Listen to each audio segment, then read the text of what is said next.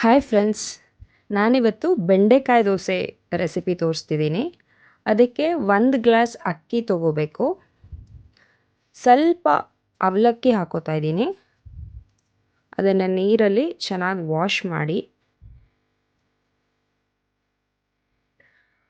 ರಾತ್ರಿ ನೆನೆಯೋಕ್ಕಿಡಬೇಕು. ಬೆಳಿಗ್ಗೆ ಒಂದು 200 ಗ್ರಾಮಷ್ಟು ಬೆಂಡೆಕಾಯಿ ತೊಗೊಂಡು ಅದನ್ನು ಹೆಚ್ಕೊಂಡು ಅಕ್ಕಿ ಜೊತೆಗೆ ಈ ಥರ ರುಬ್ಕೋಬೇಕು.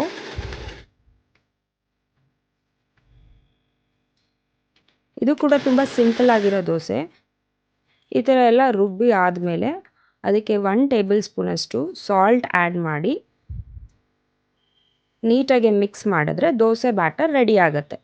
ಇದನ್ನು ನೀವು 1 or 2 hours ಬೇಕಂದರೆ ಸ್ವಲ್ಪ ಹೊತ್ತು ಬಿಟ್ಟು ನೀವು ದೋಸೆ ಹಾಕ್ಕೋಬೋದು, ಇಲ್ಲ ಇಮಿಡಿಯೇಟ್ ಆಗಾದರೂ ದೋಸೆ ಹಾಕ್ಕೋಬೋದು.